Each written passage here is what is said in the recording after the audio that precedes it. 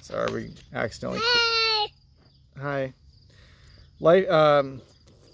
Violent attacks had become common. Many feared far worse was coming.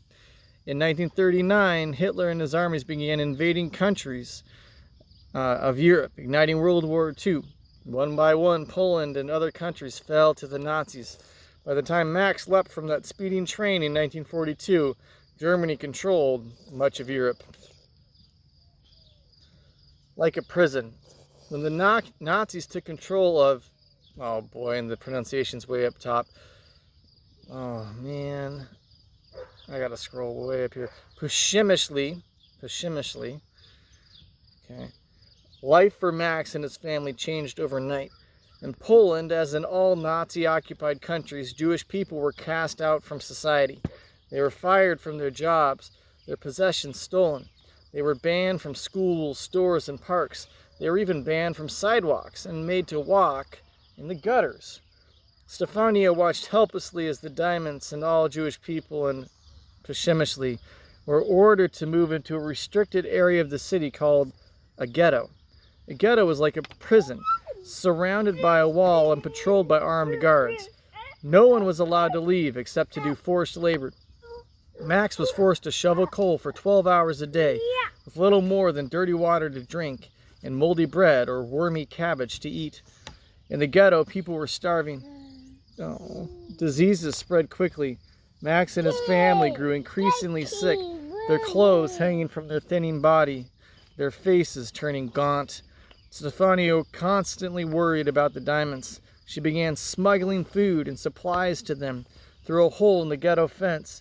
Eggs, bread, anything she could get her hands on. She traded her finest clothes for food and became adept at sneaking past guards with rifles. She, of course, knew the risks. The penalty for helping a Jewish person was death. She did it anyways. The death camps. By 1942, Stefania was the only member of her family still in Pschimishli. Her older sisters had moved away, and other members of her family had been forced to go to Germany to work. Stefania brought her young sister Helena to live with her in the town. Meanwhile, the Nazis were emptying the ghetto. Every day, more and more people were put on trains bound for death camps or forced labor camps. The Nazis had a dehumanizing term for this: liquidation. Although Stefania and Max may not have fully understood this at the time, the ghettos were part of a Nazi plan to murder every Jewish person in Europe. It's estimated that 6 million Jews were murdered in Nazi death camps. Some 2 million other people were also killed, including communists, homosexuals, people with disabilities, and the Romani, known then as gypsies. History would remember this genocide as the Holocaust. Max's entire family, aside from his younger brother, was murdered by the Nazis. Then, in November 1942, the Nazis came for Max. And that is how he found himself leaping from a speeding train. Supporters and spies. Max landed in the hard snow and tumbled into a pole. But he was lucky. A loaf of bread he'd managed to hide in his shirt softened the blow and likely saved his life. But where was he supposed to go? The Nazis were in control for hundreds of miles in every direction. The supporters and spies were everywhere. Keeping to the shadows and desperately hoping he wouldn't get caught, Max stumbled through the snow. About 2 days later, Stefania and Helena were trying to sleep when suddenly there was a knock at the door. The sound filled Stefania with fear. Only the Gestapo, the dreaded Nazi secret police, knocked on doors in the middle of the night. Had they come for her at last? When Stefania opened the door, there stood not the Gestapo, but Max, badly injured and bleeding, his clothes filthy and torn. "Only one night. Please let me stay," he asked, knowing that every moment he lingered in the apartment, he put the sisters in danger. Stefania and Helena gave him what little food and medicine they had, cleaned him up as best they could, and put him to bed. A daring plan. As Max recovered, Stefania decided that he would stay with them, but it was dangerous. There were many prying eyes. Every time someone came to the door, Max scrambled to hide under the bed. Then Max had an idea. Why not find a bigger apartment where he and others still trapped in the ghetto could hide? Stefania agreed. She found a cottage on a street named Tatarska. It had no electricity or running water, only an outhouse for going to the bathroom and a well for water. It had 2 rooms plus a kitchen and an attic, and it would have to do. With Helena's help, Stefania spent 3 days cleaning the cottage and getting it ready.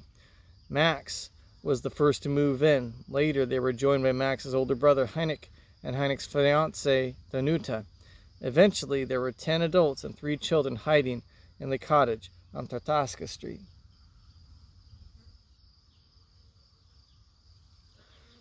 Tiny attic.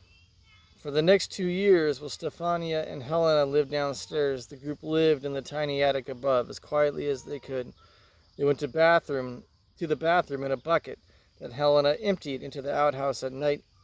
Max built a false wall in the attic to hide behind when needed. It was up to Stefania to feed everyone. She got a job in a factory and used her earnings, along with whatever she could trade, to buy food.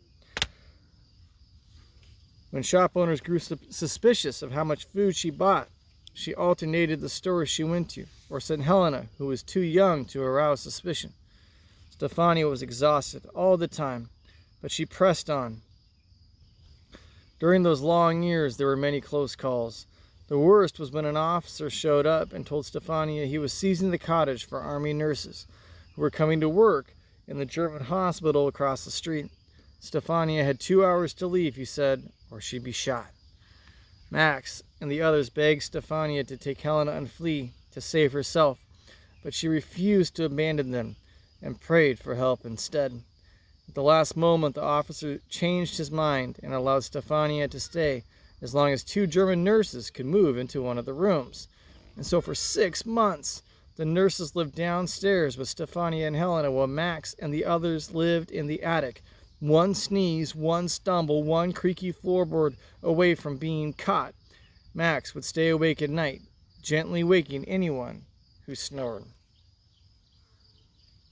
That was repetition, by the way, when they went one sneeze, one stumble, one creaky floorboard, that repetition of the word one. It's a literary device. It's a technique to engage the reader. A new beginning. In 1945, Germany was at last defeated by the Allied forces of the United States, Great Britain, Canada, and Russia. World War II soon came to an end. Hundreds of cities and towns were in ruins. In addition to the millions of victims of the Holocaust, it's estimated that some 80 million men, women, and children were killed in bombings, in combat, and by disease. Just a staggering number. Every Jewish person Stefania sheltered during those long and difficult years had survived. But that wasn't the end of the story for Stefania and Max. It was the beginning of a new one. After the war, the two got married. They looked after Helena until she went to college. Eventually, they immigrated to the United States, where Max had a successful career as a dentist. They had 2 children. Helena became a doctor and settled in Poland. In 1979, Stefania and Helena were named Righteous Among Nations by Yad Vashem, the World Holocaust Remembrance Center. This great honor recognizes those who helped Jewish people during the Holocaust. The rest of Stefania's family survived the war, but they never accepted Stefania's marriage to a Jewish person, and they disowned her and Helena for harboring Jewish people during the war. Tragically, even after the Holocaust, anti-Semitism continued to fester in Poland and other countries. Max passed away in 2003, and Stefania passed away in 2018. During Stefania's life, she was interviewed many times about what she did as a teenager. She never expressed regret for the extraordinary risks she took. What Stefania did say was that, given the choice, she would do it all again.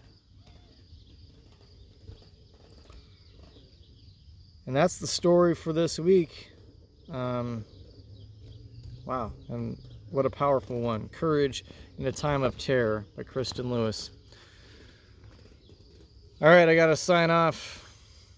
I hope you guys enjoyed that. and also then go back tomorrow and then you need to reread. And there will be a summary activity this week as well. All right, y'all. From Granger, I'm out. Have a good evening.